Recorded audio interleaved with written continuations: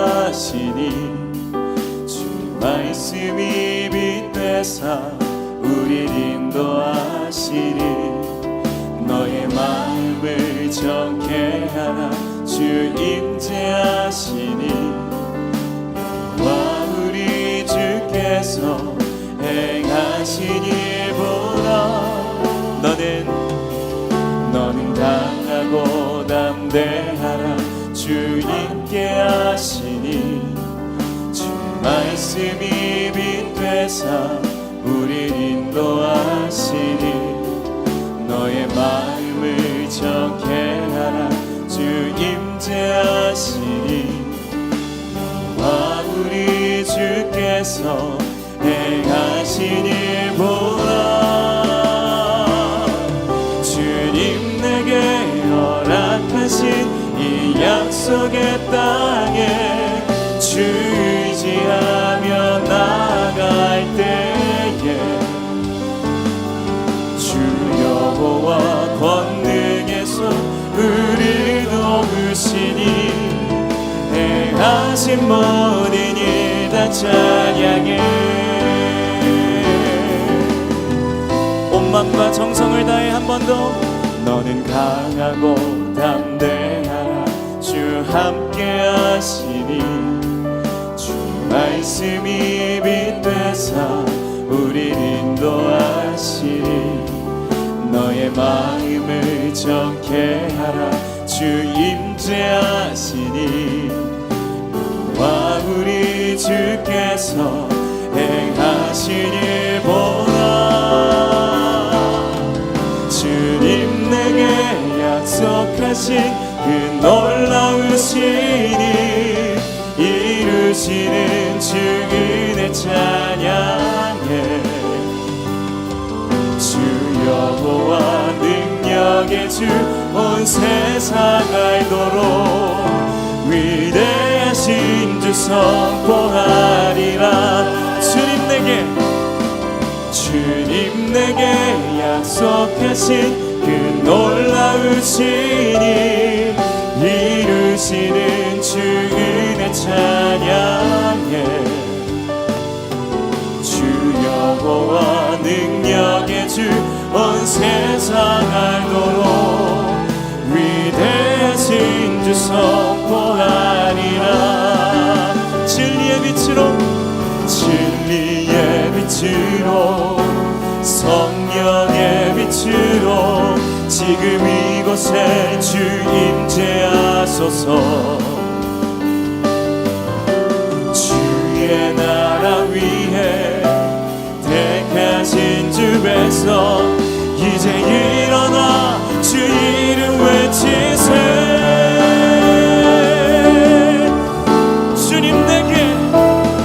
주님 내게 약속하신 그 놀라우신 일 이루시는 주 은혜 찬양해 주 여호와 능력의 주 온 세상 알도록 위대하신 주 선포하리라 주님 내게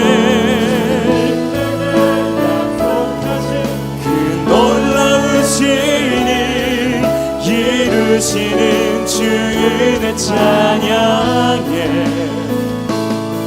주 여호와 능력의 주 온 세상 알도록 위대하신 주 선 온 마음 다해 주님 내게 약속하신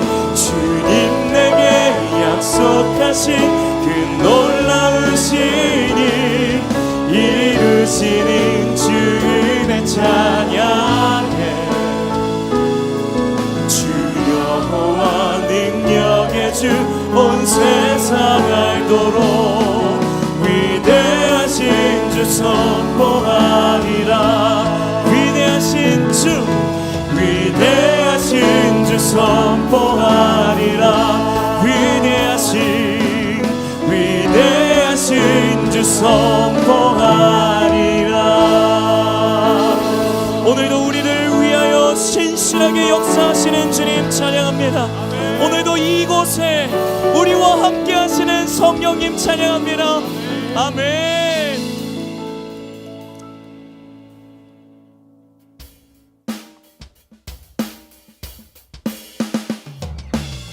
우리의 찬양 가운데 성령으로 임재하시는 그 하나님을 우리가 의지하며 함께 찬양하겠습니다. 내가 매일 기쁘게 순례의 길 행함은 주의 팔이 나를 안보함이요 내가 주의 큰 복을 받는 참된 비결을 주의 영이 함께함이라. 전에 죄에 빠져서 평안함이 없을 때 예수 십자가의 홈로 힘입어 그 발 아래 엎드려 참된 평화 얻음을 주의 영이 함께함이라. 성령이 계시네 할렐루야 함께하시네 좁은 길을 걸으며 밤낮 기뻐하는 것 주의 영이 함께함이라. 우리 함께하시는 성령님 의지합니다. 할렐루야.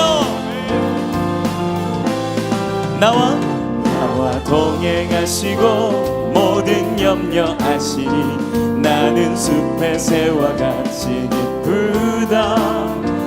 내가 기쁜 마음으로 주의 뜻을 행함은 주의 영이 함께함이라. 성령이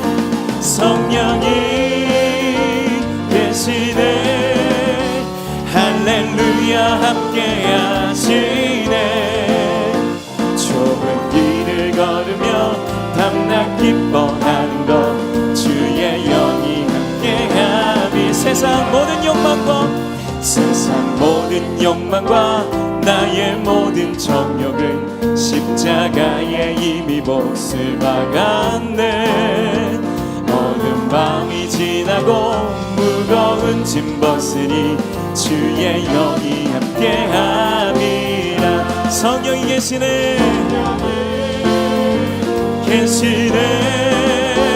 할렐루야 함께하시네 좁은 길을 걸으며 밤낮 기뻐하는 것 주의 영이 함께함이라. 성령이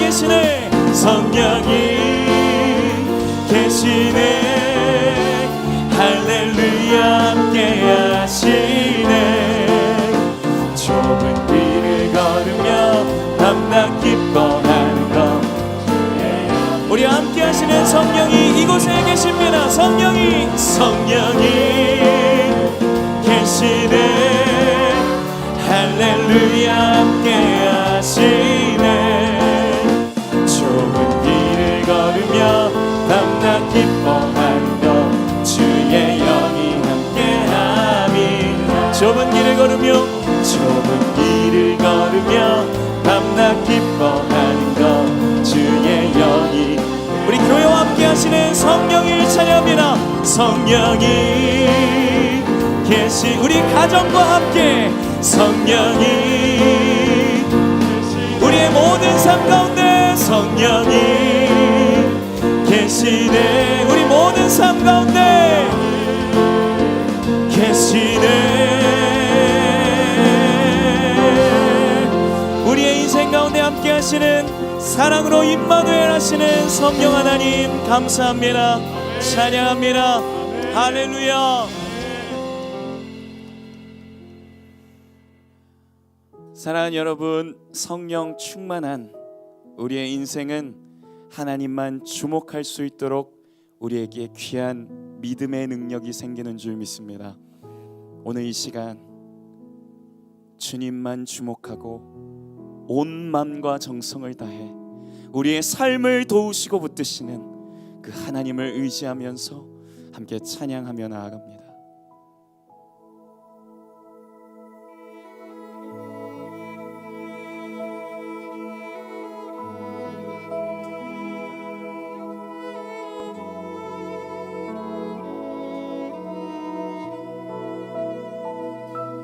한 안개 속에서 주님을 보내 아무도 없을 것 같던 그곳에서 손 내미셔서 나를 붙드네 길 잃고 쓰러져 가던 그곳에서 안개 속에서 주님을 보내 아무도 없을 것 같던 그곳에서 손 내미셔서 나를 붙드네 길 잃고 쓰러져 가던 그곳에서 주 말씀하시네 내 손 잡으라고 내가 곧 길이요 진리 생명이니 나 그 길을 보내 주 예비하신 곳 다른 길로 돌아서지 않으리 예수의 길 그 좁은 길 나는 건네 주 손 잡고 그 무엇도 두렵지 않네 주님 주신 약속 내게 있으니 세상의 길 그 험한 길 승리하네 성령으로 그 무엇도 바라지 않네 저 하늘에 내 소망 있으니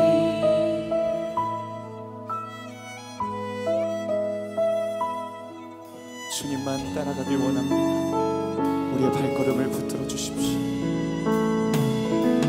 안개 속에서 주님을 보내 아무도 없을 것 같아 그곳에서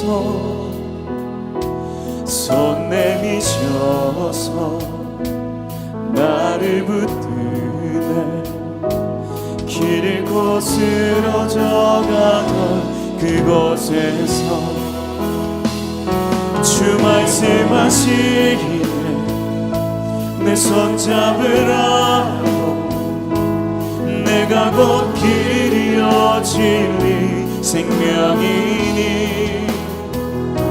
나 그 길을 보내 주 예비하신 곳 다른 길로 돌아서지 않으리 예수의 길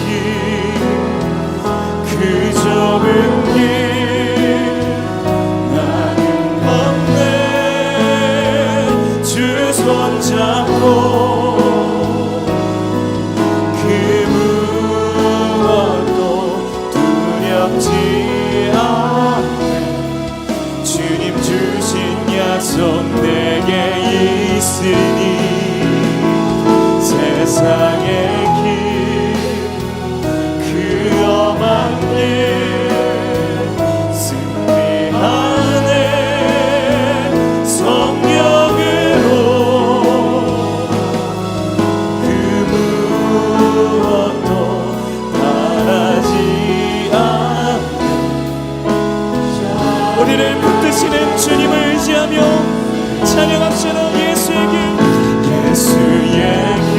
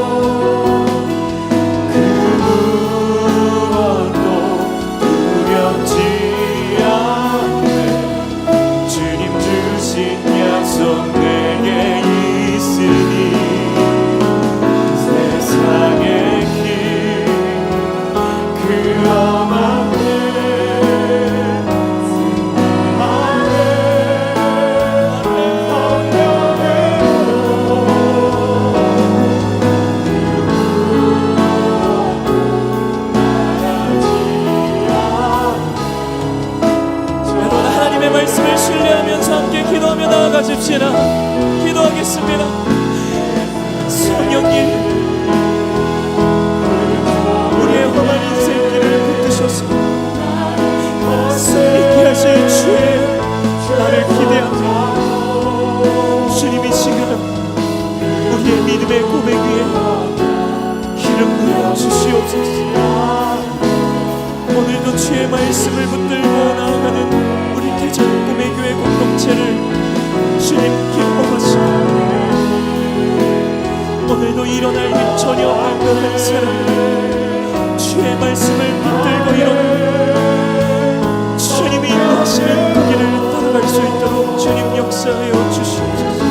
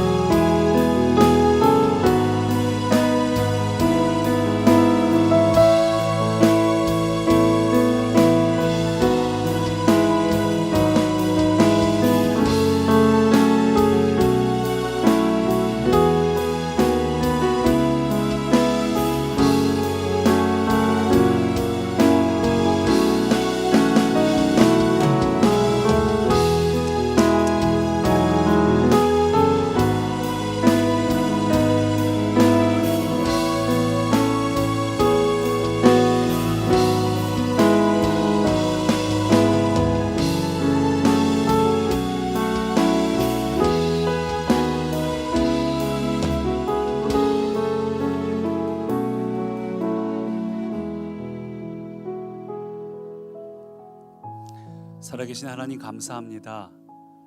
우리에게 소망이 있는 것은 우리를 돕는 조건이나 환경이 아니라 하늘에 하나님의 영원한 나라의 소망이 있음을 고백합니다.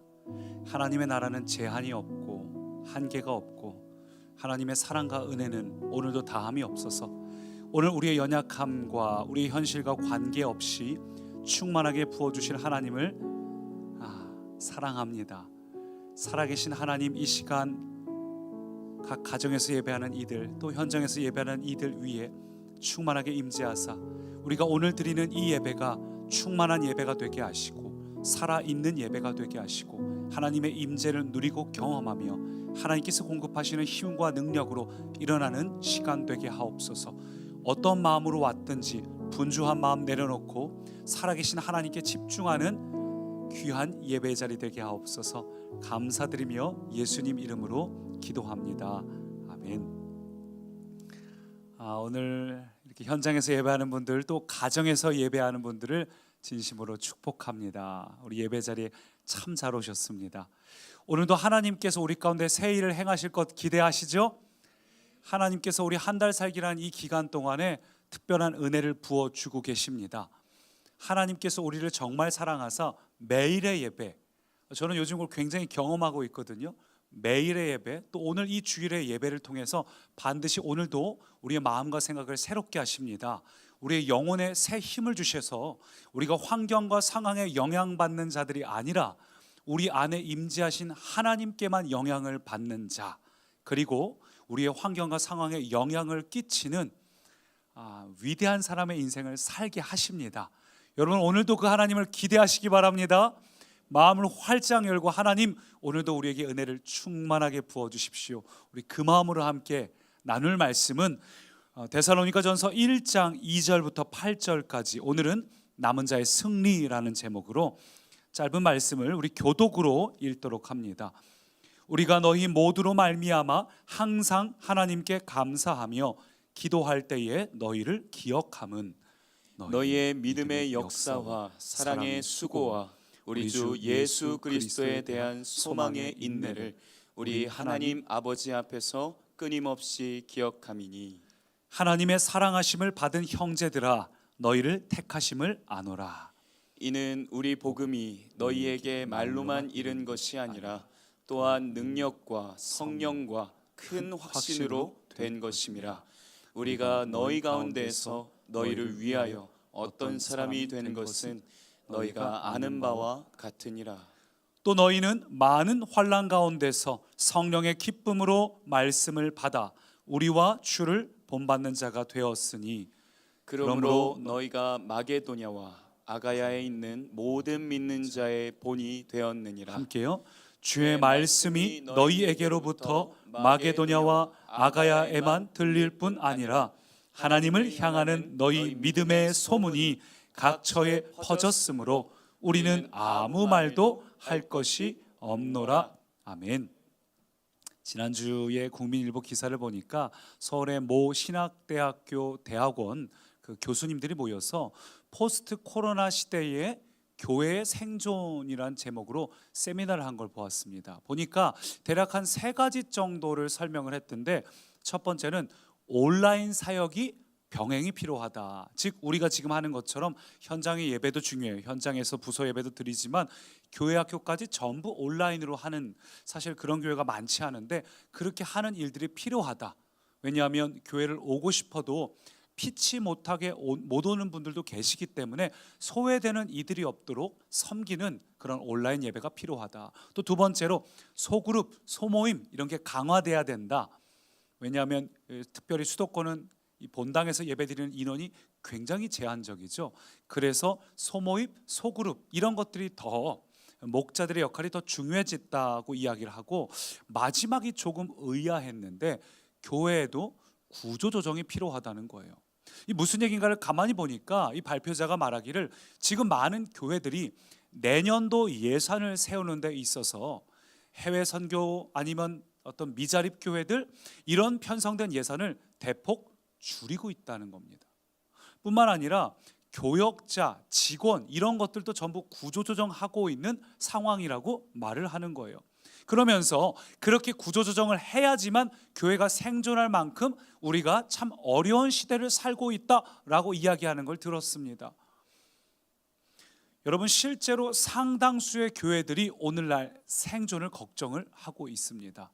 다행히도 우리 교회는 감사하게도 큰 어려움 없이 잘 이 기간들을 이겨나가고 있습니다만, 대다수의 교회들은 이 생존의 기로 앞에서 결국은 어떤 선교나 이런 예산을 대폭 줄이지 않고는 교회가 살아남기가 어려운 시대예요.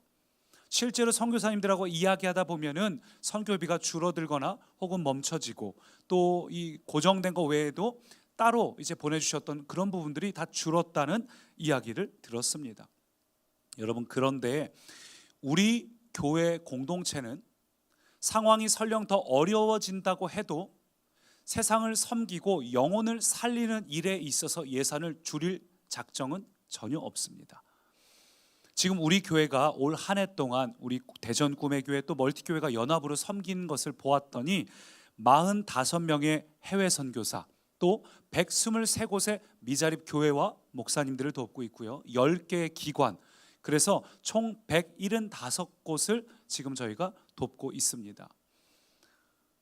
저는 내년에도 이 우리 교회의 섬김이 뭐 금액이나 아니면 후원하는 숫자가 줄어들지 않고 늘어나면 늘어났지 여전히 변함없이 우리는 그들을 계속해서 섬길 것입니다. 뿐만 아니라 우리가 매달 착한 헌금을 통해서 우리 교회 내부적으로 쓰여지는 것이 아니라 교회 외부의 지역사회의 이 어려운 이들을 돕는 일도 변함없이 계속 해 나갈 것입니다.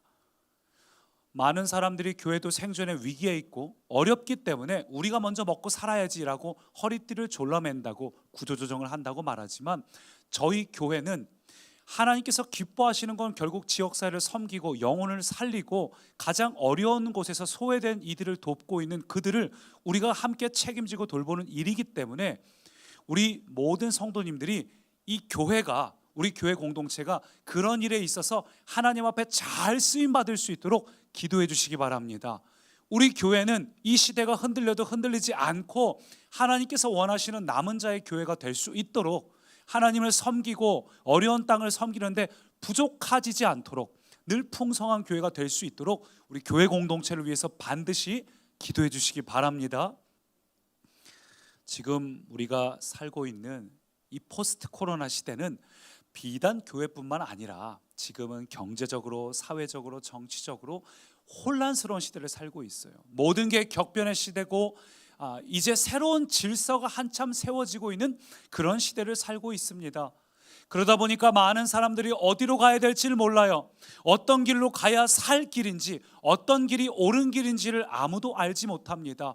그러나 이때에 우리가 가야 될 길, 생명의 길, 살아있는 살리는 길은 오직 예수 그리스도 한 분임을 고백합니다.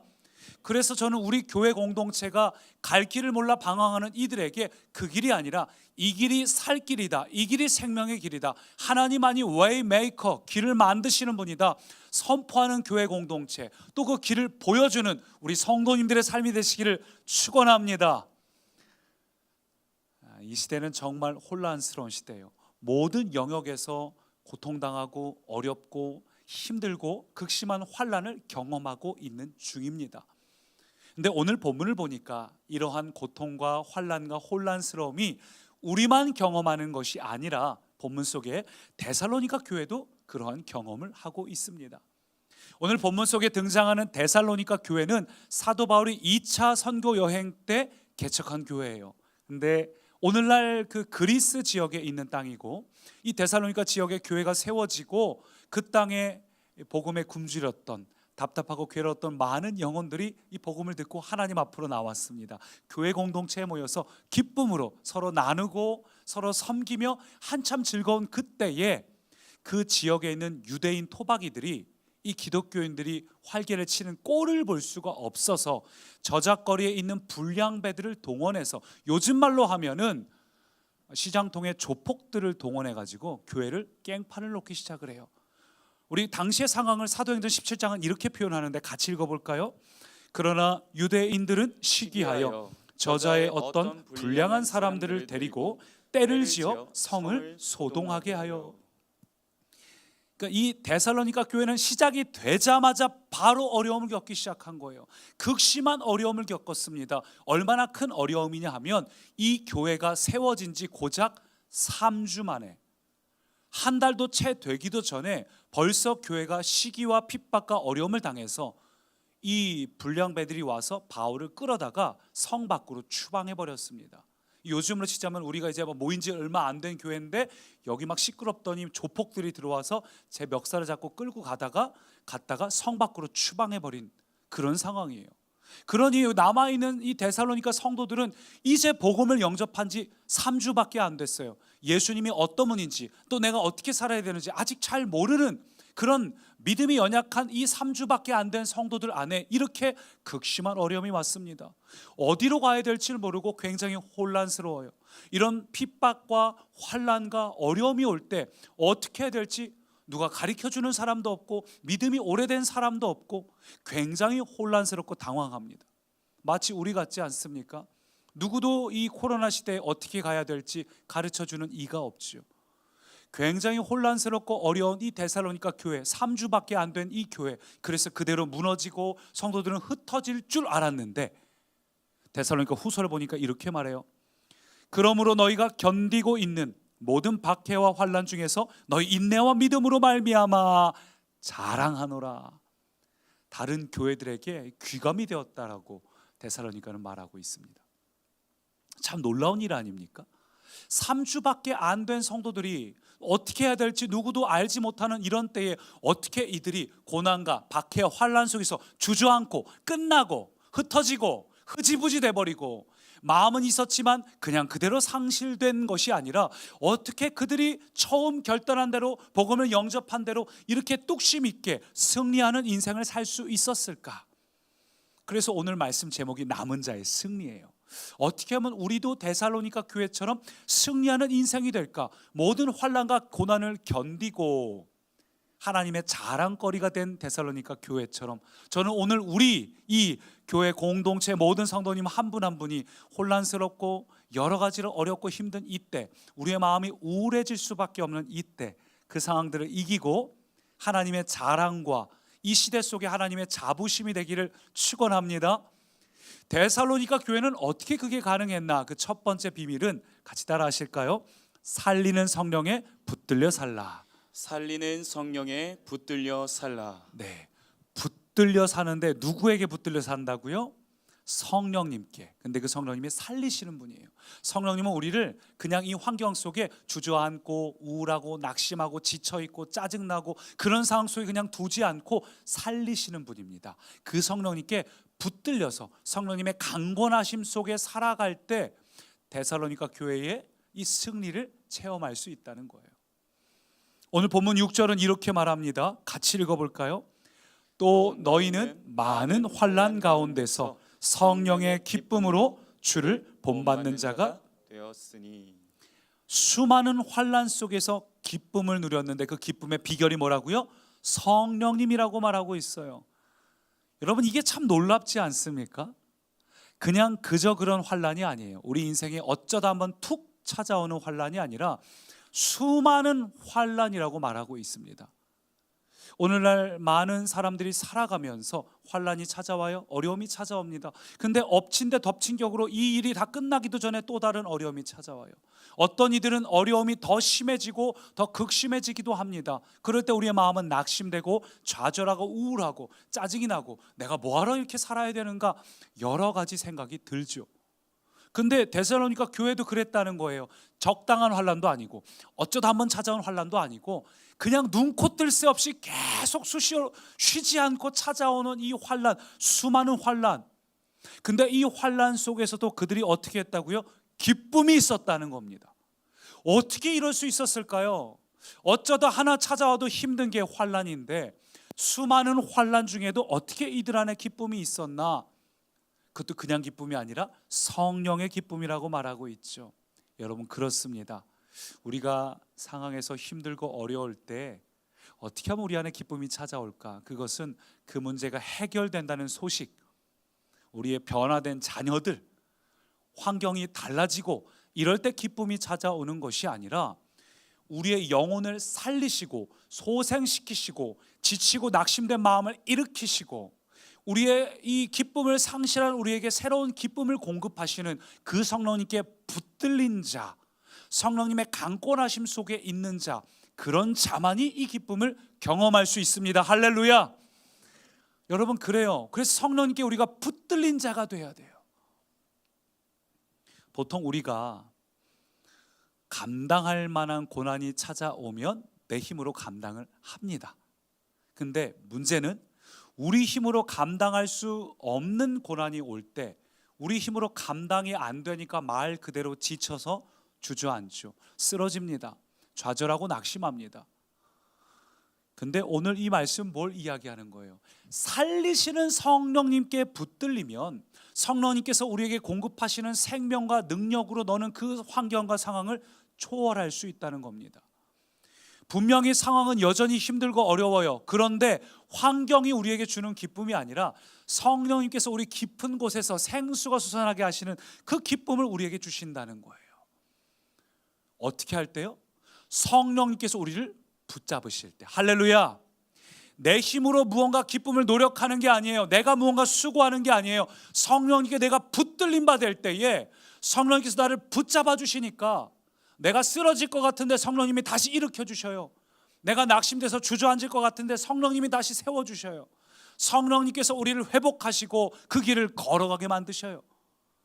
그래서 고난 중에도 하나님의 도우심을 경험하게 됩니다. 우리가 저번에 한번 나눈 것처럼 수고하고 무거운 짐진 자들아 다 내게로 오라 내가 너희를 쉬게 하리라. 주님이 말씀하셨잖아요. 우리의 무거운 짐은 우리가 노력한다고 기쁨이 생길까요? 그렇지 않습니다. 주님께 나아가는 자만이 주님께서 우리를 쉬게 하십니다. 주님께서 우리에게 기쁨을 주십니다. 그래서 주님께서 말씀하셨잖아요. 나와 함께 멍에를 메고 나와 함께 메는 멍에는 가볍다라고 말씀하시죠. 우리가 인생을 살면서 예수 믿는다고 해서 환난이 다 비껴가는 건 아니에요. 고난이 다 사라지는 건 아닙니다. 근데 예수님하고 함께 매는 고난은 참 가볍다는 거죠. 희한하죠. 근데 예수님하고 함께 이 멍에를 매면 좋은 게 뭔지 아세요? 딴 길로 가지 않아요. 예수님께서 우리에게 멍에를 매게 하실 때 그 멍에는 쉽고 가벼울 뿐만 아니라 결국은 우리가 가고 싶은 길이 아니라 예수님하고 함께 매여 있으니까 예수님이 원하시는 길을 가게 만듭니다. 똑같은 고난이 와도 그 고난이 나를 죽이는 고난, 괴롭게 하는 고난, 망하게 하는 고난이 아니라 오히려 내 영혼을 살리는 고난이 됩니다. 어떻게 할 때요? 나를 살리시는 성령님께 붙잡힌 바 될 때. 여러분, 오늘 성령님께서 우리를 붙잡아 주시길 구하시기 바랍니다. 성령님, 오늘 내 영혼을 강건하여 주십시오. 내 영혼이 자꾸 희미하고 연약해져 있다면 성령님, 내 영혼 가운데 침노하여 주십시오. 나를 좀 강하게 붙잡아 주셔서 내가 낙심하고 지쳐 사는 인생, 내 갈 길로 가는 인생, 기쁨을 딴 데서 얻으려는 인생이 아니라 성령님이 나를 붙잡아 주시는 데서 찾아오는 참 자유, 그분의 능력을 알기 때문에, 신뢰하기 때문에 오는 참된 확신, 이런 것을 내게 주십시오. 여러분, 그렇게 간구하시기 바랍니다. 근데 오늘 불행하게도 많은 사람들이 성령님께 붙들린 인생을 살기보다는 이 세상을 사랑하고 이 세상 욕망에 붙들린 채 살아갑니다. 과거의 상처와 아픔에 붙들린 채 살아가고, 누군가를 미워하고 누군가를 시기하는 그 마음에 붙들린 채 살아가요. 이 환경에 지치고 낙심된 상황 속에 붙잡힌 채 살아가고 있습니다.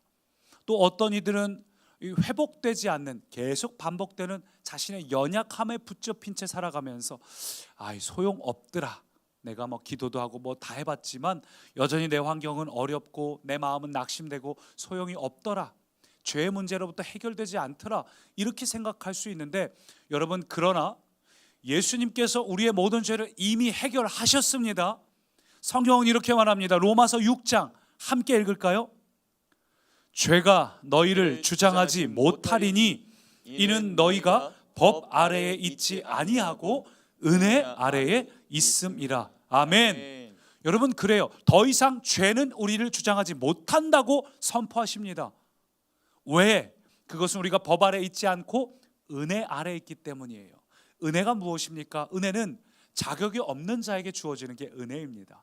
다시 말해서 우리 모두는 하나님께서 우리를 회복하시고 일으키실 만한 자격이 없어요. 때때로 연약하고 무너져서 수시로 쓰러지지만 하나님의 은혜는 한이 없으셔가지고 넘어지자마자 하나님은 바로 일으키시는 분입니다. 하나님의 사랑은 포기가 없습니다. 따라서 하나님께서 우리의 모든 죄의 문제를 해결하셔서 하나님이 이 모든 문제를 시작하셨을 뿐만 아니라 이루시고 완성하시는 분도 하나님이시라는 거예요. 저와 여러분은 반드시 승리할 수밖에 없는 존재라는 겁니다. 우리 사전에는 패배가 없어요. 예수 그리스도 자녀이 된 우리에게는 실패란 단어는 존재하지 않습니다. 잠깐 넘어진 것 같으나 즉각 하나님이 일으키셔요. 할렐루야. 그래서 우리는 성령님께 붙들린 인생을 살아야 된다는 겁니다. 우리가 자꾸 우리의 과거에 붙잡힌 채 살아가면서 나는 안 되나 보다, 틀렸나 보다, 사실은 우리는 이미 자유한 상태예요. 단지 죄의 영향력이 우리에게 조금 영향을 끼칠 때 거기에 휘둘려 가지고 여전히 계속해서 과거에 붙들려 살고 여전히 과거에 내 마음을 활짝 내주는 것이 아니라, 오늘 내가 결단하고 성령님, 나는 오직 성령님께만 붙들림만 되겠습니다. 지난 날은 어떻든 간에 오늘 내게 주신 이 말씀에 순종하고 반응해서 성령님, 나를 붙잡아 주십시오. 오늘 이 시간 우리 가운데 임재하시고 운행하시며 각 가정 가운데도 강력하게 역사하셔서, 주님, 내가 낙심되고 지쳐있고 어떤 상황이든지 머리끝부터 발끝까지 그 생명으로 채워주사 일어나게 하시고 기대하게 하시고 하나님을 바라보게 하시고 그 생명으로 나를 붙잡아 주십시오. 여러분, 그 결단이 있기를 축원합니다. 데살로니가 성도들은 그러한 결단이 있었어요. 여러분, 오늘날 우리가 자꾸 과거에 붙들려 살거나 아니면 내 힘으로 뭔가 노력해서 해결하려고 합니다. 근데 내 힘으로 노력해서 될 수 있는 게 아니에요. 성경은 분명히 우리에게 말하기를 우리는 자존자가 아니라 전능자의 기운으로 사는 존재라고 말하고 있습니다. 죄는 내가 자존자가 되기를 선포하는 거죠. 난 내 맘대로 살겠다는 뜻입니다. 선과 악도 내가 결정하겠다는 거예요. 그런데 하나님은 우리가 그렇게 자존자로 살아가는 존재가 아니라 하나님께 나와서 전능자의 기운으로 살아간다. 하나님 안에서 하나님께 붙들림 받아서 살아간다. 그것이 우리가 참되게 살아갈 수 있는 유일한 길이라고 말씀하셨습니다. 그러니 무언가 여러분 내 노력으로 하려고 너무 애쓰지 마시고, 우리 노력으로 한다고 해서 다 되지도 않아요. 수고하고 무거운 짐진 자들아 다 내게로 오라. 내가 너희를 쉬게 하리라. 내 노력의 끝, 내 모든 최선의 한계에서 경험하는 하나님의 살리는 능력을 경험하시기를 축원합니다. 그러면 우리가 성령님께서 우리를 살리시는 분이라 말씀하셨단 말이죠. 하나님은 오늘도 우리의 이 무너진 마음을 살리시는 분이고, 우리의 가정을 살리시는 분이고, 우리의 이 사업장도 살리시는 분이고, 우리의 모든 삶의 환경을 구석구석 살리시는 분인데, 과연 내가 그 살리시는 성령님을 얼마나 누리고 살고 있나, 경험하며 살고 있나, 그 기준 체크할 수 있는 게 뭐가 있을까? 오늘 본문을 보니까 데살로니가서 1장 3절을 보니까 이렇게 말합니다. 상태를 체크할 수 있는 세 가지가 등장하는데, 첫째는 너희의 믿음의 역사, 두 번째 사랑의 수고, 세 번째 뭐라고요? 소망의 인내. 이 세 가지를 말하고 있어요. 여러분, 믿음의 역사가 뭘까요? 이것은 역사란 말 자체가 우리가 뭔가 움직이고 있다, 역동적이다, 이런 뜻을 갖고 있죠. 그러니까 우리가 간판만 딱 걸고 나서 개점 휴업한 상태가 아니라, 우리가 말씀을 들었으면 말씀 앞에 믿음으로 반응하는 상태를 말하는 거예요. 더 이상 우울함과 낙심의 자리에 머물러 있지 않고 거기를 딱 떠나는 겁니다. 더 이상 괴로움과 상실과 분노와 과거의 상처에 매여 있는 것이 아니라, 그것이 나의 자존감을 무너뜨려서 계속해서 남들하고 비교하며 살아가는 그런 게 아니라 그 자리를 벗어난 상태를 말해요. 하나님 안에서 움직이고 있는 상태, 하나님의 길을 걸어가고 있는 그 믿음의 역사가 있는가? 또 뭐가 등장했죠? 사랑의 수고. 여러분, 사랑은 반드시 수고가 필요합니다. 말로만 하는 사랑은 진짜 사랑이 아니에요. 사랑은 반드시 헌신과 고생과 수고가 필요합니다. 지금 1부, 2부 연속으로 우리 교회 학교 교육 목자들이, 거기는 설교자까지 다 마스크 쓰고 진행하는데 굉장히 힘들 거예요. 그 수고와 헌신이 있어서 사랑의 열매를 먹은 우리 다음 세대가 성장하는 거예요. 다음 세대가 뭐 아이들 집에 와서 오늘 뭐 했어? 잘 모르겠어, 이럴 수 있어요. 그렇지만 그 아이들이 선생님들의 이 사랑의 열매를 먹었기 때문에 우리 아이들은 성장합니다. 사랑의 수고가 없으면 그건 사랑이 아닙니다. 심지어는 이 수고란 단어가 해산할 때 쓰는 같은 어원이거든요. 해산이란 단어. 그래서 우리가 사랑의 수고가 정말 내 안에 있는가? 여러분, 잠깐 수고롭겠지만 손가락 4개를 펼쳐서 우리 양옆을 돌아보면서 사랑한다 한번 표현해 볼까요? 사랑합니다. 예. 그러나 이 손가락 4개 정도의 수고가 아니라 정말 여러분 공동체를 돌아보시기 바랍니다. 목자가 여러분에게 문자 보낼 때, 혹은 목장에서 무언가 어떤 게 있을 때, 우리가 여기 들어오고 나가고 할 때 웃으면서 인사하고 대화하고, 이런 사랑의 수고가 넘치기를 바랍니다. 그 다음에 뭐가 등장했냐면 소망의 인내예요. 소망의 인내. 이 무슨 얘기냐면, 인생을 살면서 너무 힘든데 그냥 버텨야지, 견뎌야지, 빨리 천국 가면 좋겠다, 이런 게 아니라 하나님께서 날 향한 계획을 분명히 알기에 소망이 있어요. 그래서 견디는 겁니다. 하나님 안에 아주 분명한 확신 속에서 견디는 겁니다.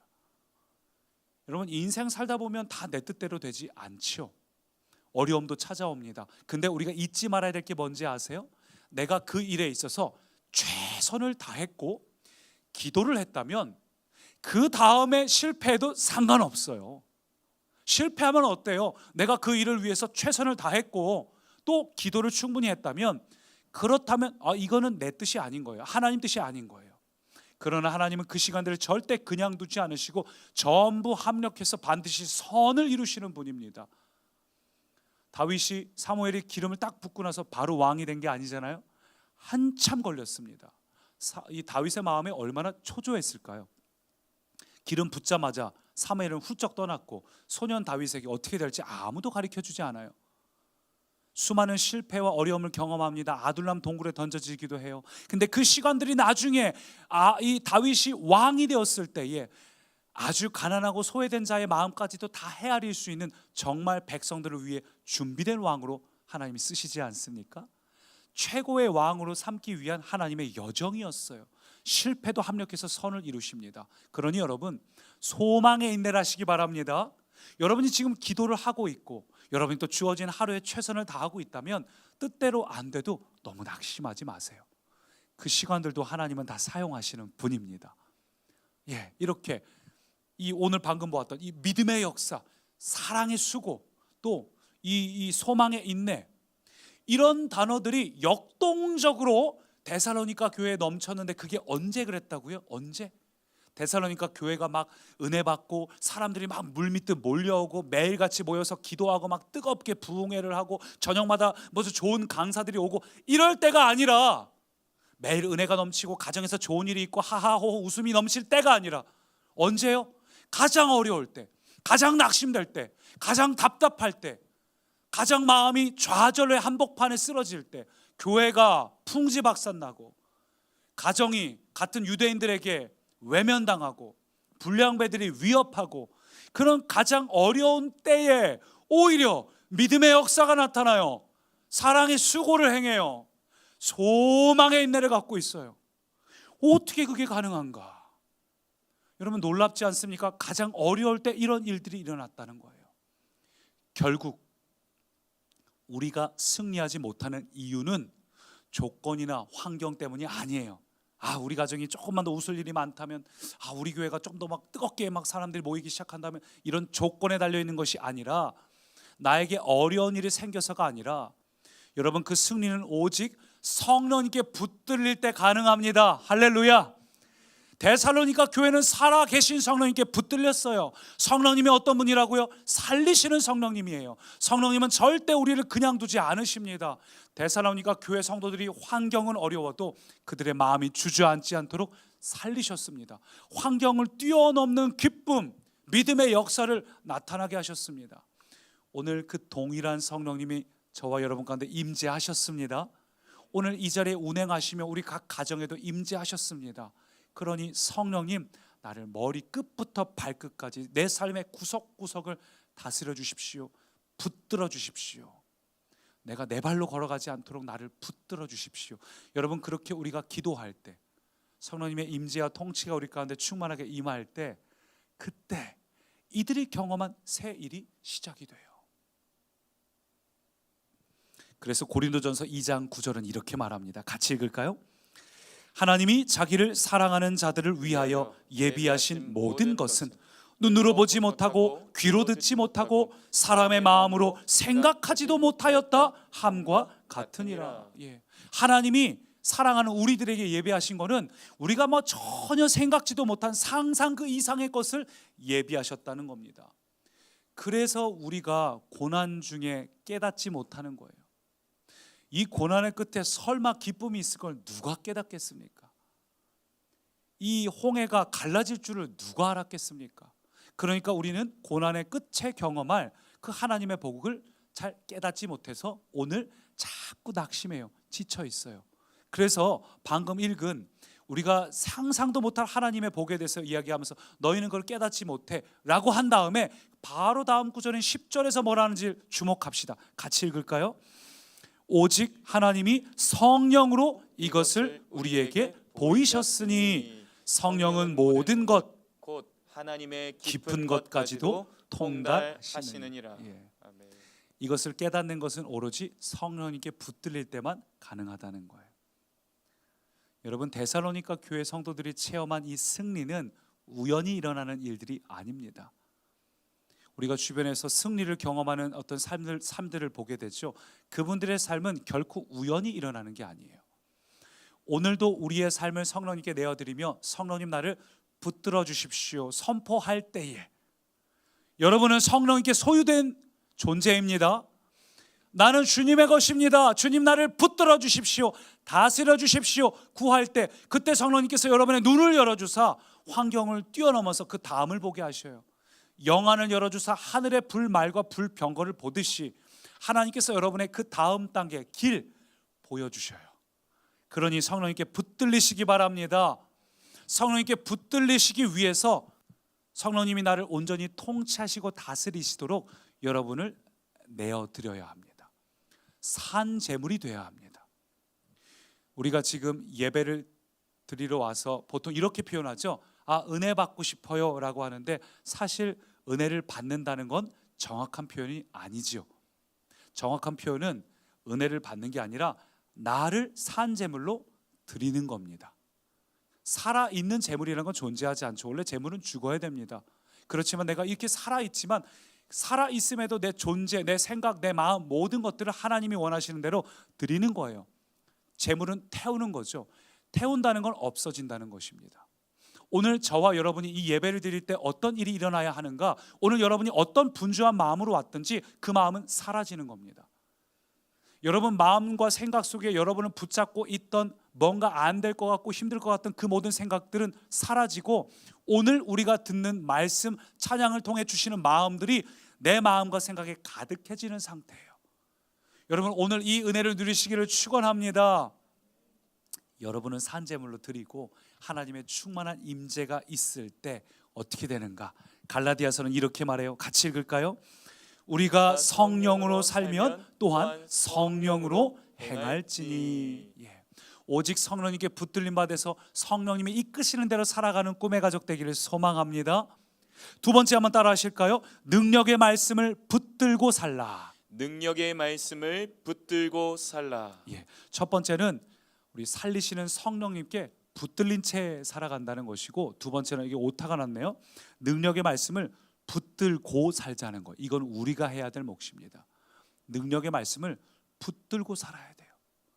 오늘 우리가 진짜 붙들어야 될 대상은 바로 말씀이라는 겁니다. 6절 보니까 이렇게 말해요. 너희는 많은 환난 가운데서 말씀을 받아 주님을 본받는 자가 되었다. 근데 이 말씀을 받다는 단어가 헬라어로 데코마이라는 단어인데, 이 단어는 막 능동적이고 적극적인 이 자세로 취한다, 막 이 말씀을 받아들이고 내 안에 수용하는 상태를 말하고 있어요. 그러니까 이들은 말씀을 듣는데 그냥 그렇구나 하고 앉아 있는 게 아니라 그냥 예배 자리에 와서 예배를 드렸다라는 어떤 요식 행위에 목적을 둔 것이 아니라 정말 그 말씀을 생명으로 받아들였어요. 오늘날 이 시대에 참 기이한 것은 많은 말씀들을 들을 수 있는 시대입니다. 정말 많은 분들이 극동방송도 듣죠. 유튜브를 통해서 수많은 찬양, 예배, 말씀들 들어요. 내가 좋아하는 설교자들 말씀을 수도 없이 들을 수 있고 실제로 듣고 있습니다. 그런데 왜 변화가 일어나지 않을까요? 왜 말씀을 수없이 듣는데 삶의 열매가 나타나지 않을까요? 그것은 우리가 듣는 말씀이 지식이 되고 있다는 뜻이에요. 정보, 감동, 좋은 설교였어. 설교를 끝나기 때문입니다. 여러분 말씀을 들을 때 우리의 마음 자세는 달라야 합니다. 하나님의 말씀은 곧 하나님이셔요. 요한복음 말하잖아요. 이 말씀은 곧 하나님이시라. 하나님의 말씀은 진리이니라. 진리로 우리를 가르치소서. 이 가르치다는 것이 우리 안에 이 조각해 나가다, 불필요한 걸 깨트려 나가다는 뜻인데, 이 말씀은 생명력이 있어서 우리를 회복하는 말씀입니다. 여러분 그래서 우리가 말씀을 들을 때 말씀이 곧 하나님이시기에 이 말씀이 그대로 내게 임하여 주십시오. 이 말씀이 그대로 내게 나타나게 해 주십시오. 이 말씀의 생명력이 내게 흘러가서 이 말씀의 생수가 닿는 모든 것들이 구석구석 닿게 하시고 구석구석 소성케 되게 해 주십시오. 여러분 그 고백이 있기를 바랍니다. 오늘 이 시간 이 말씀을 들을 때도 그냥 그렇구나라고 끝나지 마십시오. 이 말씀이 정말 나에게 이루어졌습니다. 이 생명의 말씀은 나의 것입니다. 이 생명의 말씀이 내 이 마음의 영역, 내가 우울하고 낙심된 좌절된 영역을 닿게 만들고 지금 치유가, 회복이, 새 일이 일어납니다. 여러분 그 사모하는 마음으로 받으시기 바랍니다. 데살로니가 교회는 바로 그것이 가능했어요. 데살로니가 성도님들은 이 말씀을 생명의 말씀으로 받아들이고 살리는 말씀, 능력의 말씀, 정말 변화를 일으키는 능력의 말씀으로 받아들였기에 그래서 변화를 경험했습니다. 히브리서 1장은 이렇게 말합니다. 같이 읽어볼까요? 능력의 말씀으로 만물을 붙드시며 죄를 정결하게 하는 일을 하시고. 주님께서 어떤 걸로 만물을 붙드시고 일을 하신다고요? 말씀이요. 어떤 말씀이요? 그저 그런 말씀이요? 아니요. 능력의 말씀이요. 오늘 우리를 새롭게 하는 능력의 말씀이요. 여러분 그렇습니다. 능력의 말씀을 붙들어야 믿음이 현실이 됩니다. 이 능력의 말씀을 생명으로 받아들여야 우리 안에 새 일이 일어납니다. 이 능력의 말씀을 나의 것으로 취할 때 내 안에 비로소 회복이 나타납니다. 여러분, 이 말씀이 그냥 그런 말씀이 아니라 생명의 말씀, 능력의 말씀임을 취하시기 바랍니다. 주님이 오늘 내게 주시는 말씀 취하였습니다. 말씀을 정말 취한 사람은 즉각 반응이 나타나요. 믿음의 역사를 일으켜야 됩니다. 데살로니가 성도들은 어떻게 변했나? 9절 보니까 이렇게 말해요. 너희가 어떻게 우상을 버리고 하나님께 돌아와서 살아계시고 참되신 하나님을 섬기는지. 데살로니가 성도들은 말씀을 들었을 때 그냥 한 귀로 듣고 한 귀로 흘려보낸 게 아니라 즉각 반응했어요. 정말 생명의 말씀, 주님, 나 이 말씀 정말 붙들고 싶습니다. 나 이 말씀대로 살겠습니다. 그래서 능력의 말씀을 붙잡고 과감히 우상을 버렸어요. 당시에 상인 길드에서 쫓겨날 일들을 그들은 행했습니다. 여러분, 이 데살로니가 성도들이 행한 것처럼 오늘 여러분이 지금껏 의지했던 것들 전부 버리시기를 축원합니다. 오직 능력의 말씀 하나만 붙잡아야 돼요. 그래서 누가복음 5장을 보면 베드로 이야기가 참 인상 깊은데, 베드로가 참 노련한 어부죠.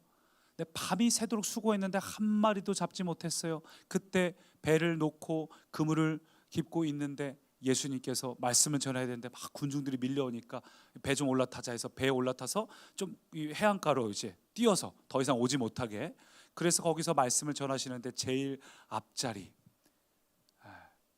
다음번부터 좀 앞으로 와주시길 바랍니다. 앞자리가 좋은 자리 같아요, 그렇죠? 가운데가 쫙 비었는데 앞자리만 다 찾는데 여기 딱 나서처럼 비었네요. 앞자리에서 베드로가 말씀을 들었어요. 그리고 베드로 안에 말씀이 능력의 말씀이 됐습니다.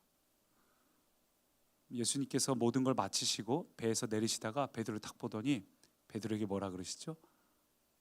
저기 깊은 데 가서 고기를 한번 그물을 내려봐라. 그러죠? 베드로가 뭐라 그럽니까? 6절 보니까 이렇게 말해요. 밤새도록 수고했는데 잡은 게 없어요. 자기 경험에 의지해서, 자기 실력에 의지해서 할 때 아무것도 없지만 지금 뭐에 의지하겠다고요? 말씀에 의지하겠다는 겁니다. 지금까지 내 경험, 내 정보, 내 지식, 나 실력 있는 어부야, 잔뼈 굵었어. 그런데 베드로가 이제 그거 다 내려놓고 예수님께서 딱 말씀하시는 순간, 네, 저는 그 말씀에 의지하겠습니다 하고 깊은 곳으로 나아가요. 이거 지금 이렇게 하는 순간 이 친구가 고기 못 잡으면 하루 또 공치는 겁니다. 이 배경까지 이야기하면 정말 재밌는데 시간이 없으니까 어쨌거나 가서 그물을 내렸어요. 말씀의 의지에 내리니까 굉장한 결단으로 간 거거든요. 그 순간 그물에 고기가 얼마나 많은지, 심이 많아 그물이 찢어질 지경이 되었다고 말합니다. 참 놀랍죠. 우리는 우리 힘으로 살아갈 때가 참 많은 것 같습니다. 정보를 의지해요. 맘카페를 의지해요. 어떻게 하면 좋을까? 수많은 악인들의 꾀를 의지합니다. 그 정보를 무시하자는 게 아니에요. 그 정보도 잘 활용해야 됩니다. 근데 가장 중요한 건 내가 능력의 말씀을 의지하고 있나? 내가 능력의 말씀을 붙잡고 있나? 정보가 어렵고 힘들다고 하면, 뭐가 떨어진다고 하면 나도 같이 막 곤두박질 치는 건 아닐까? 왜 말씀을 붙잡고 있는데 왜 내가 어떤 환경과 상황에 들어올 때마다 자꾸 우울해지지? 여러분, 우울해지지 마십시오. 낙심하지도 마십시오. 능력의 말씀을 붙드시기 바랍니다. 그의 말씀을 의지하여 나아가는 자에게는 반드시 놀랍도록 풍성한 열매를 주시는 분이에요. 여러분, 이것을 품으시기 바랍니다. 그래서 히브리서 4장은 말해요. 하나님의 말씀은 살았고 활력이 있어 다 찔러 쪼개서 결국 우리의 마음과 생각과 뜻을 판단한다. 오늘 이 하나님의 말씀이 우리의 모든 생각과 잘못된 연약한 것들을 전부 도려내고 능력의 말씀으로 일어나시길 바랍니다. 여러분, 인생에 문제가 있다면 능력의 말씀 붙잡고 해결하시기 바랍니다. 인생에 답답한 일들이 있다면 능력의 말씀 붙잡고 순종하시기 바랍니다. 괴로운 일들이 있다면 능력의 말씀으로 승리하시기를 축원합니다. 그래서 이번 한 달 살기가 너무 중요해요.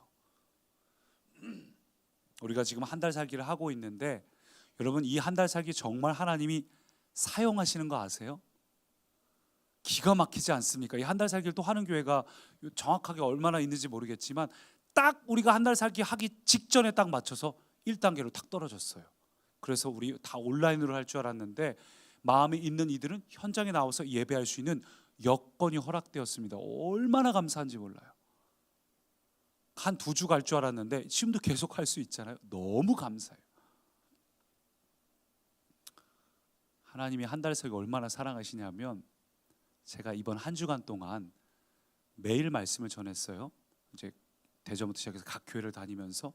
그런데 하루를 살다가 제 마음이 분주해지고 흐트러질 만한 일들, 무언가 다른 거 우선순위가 막 흐트러질 만한 일들이 있을 때 기가 막힌 타이밍에 전화가 오고 뭐 연락이 오고 막 은혜 받았어요 뭐 이런 게 와가지고, 그래 오늘도 하나님 앞에 엎드려야지, 하나님 통로가 되도록 저는 사라지고 산재물로 저를 받아주십시오, 막 이렇게 저절로 기도가 나오도록 성령님이 저를 그냥 두지 않으시는 거예요. 무슨 얘기인지 이해되세요? 하나님이 이번 한 달 살기를 엄청 사랑하시고 뭐 은혜를 쏟아 부어주시기로 작정이 돼 있다는 이야기입니다. 그게 경험이 돼요. 느껴지고. 작년 한 달 살기처럼 우리가 마음껏 막 안수기도 하고 막 방석에 무릎 꿇고 이게 쉽게 되지는 않아도, 코로나 때문에 못해도 우리 안에 그런 절박한 마음으로 나올 때 반드시 새 일은 일어납니다. 그러니 제가 부탁드리고 싶은 건, 가정에서 예배드리지 마시고 가급적이면 현장에 나오셔서, 뭐 부득이하게 어쩔 수 없는 분들 있는 거 압니다. 그 외에는 전부 현장에 나오셔서 예배하시면 좋겠어요. 현장에 나와서 예배하면 벌써 나오는 동안에 마음 자세가 준비가 되고, 옆에 있는 이들이 뜨겁게 예배드리는 거 보면 같이 불이 붙어요. 이 하나님의 나라는 공동체성이 있어서 같이 모여서 예배할 때 일종의 영적인 공명현상처럼 막 뜨겁게 불 붙는 현상이 나타납니다. 그래서 가급적이면 현장에 와서 힘드시더라도, 또 어떤 분들은 말을 하더라고요. 그 마스크를 쓰니까 집에서는 마스크 벗고 큰 소리로 찬양하고 기도하는 게 나을 것 같다. 근데 불편하더라도 불편을 감수하면 좋겠습니다. 데살로니가 교회도 불량배들이 밖에 돌아다니니까 집안에 숨어서 예배드렸어요. 숨죽인 채로. 초대교회 성도님들 저 카타콤 지하 동굴에 갇혀서 숨 막히는 곳에서 우리는 1년 살아도 미칠 것 같은데 평생을 숨죽여서 노래하고 산소 부족한 상태로 살아가면서도 그들은 기쁨이 넘쳤습니다. 왜냐하면 그렇게 결단하고 살아갈 때 그 다음에 하나님 부으시는 은혜가 있으니까, 살리는 성령님, 붙들린 말씀의 능력을 경험하니까 그들이 살아낼 수 있는 거예요. 오늘 이 은혜가 우리에게 넘치기를 축원합니다. 결단한 우리 꿈의 가족 되시기를 축원합니다. 우리 그 마음으로 함께 이 찬양 고백합니다. 살아계신 성령님, 날 붙드소서, 날 살피소서, 후렴이 채우소서, 채우소서. 성령님, 오늘 우리에게 연약함이 있다면 그 연약함 가운데 생명으로 채워주십시오. 생명력, 살리시는 성령님, 내게 그 능력의 말씀으로 채워주십시오. 우리 함께 결단하며 같이 고백합니다.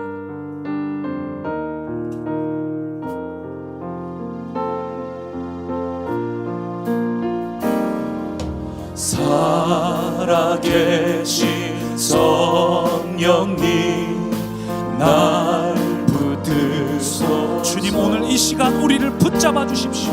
살아계신 성령, 우리의 연약함 살펴주십시오.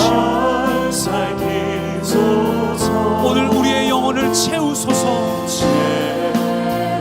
우리의 답답하고 힘든 환경 채워주옵소서. 우리를 도우시는 성령 하나님, 나를 새롭게 하소서. 여러분, 성령님은 살아계시고 지금도 운행하시며 각 가정에 임재하셨습니다. 주님이 여러분을 강권하고 붙잡아 주십니다. 살아계신 성령님, 우리의 연약함을 아시는 주님, 우리를 살펴주십시오.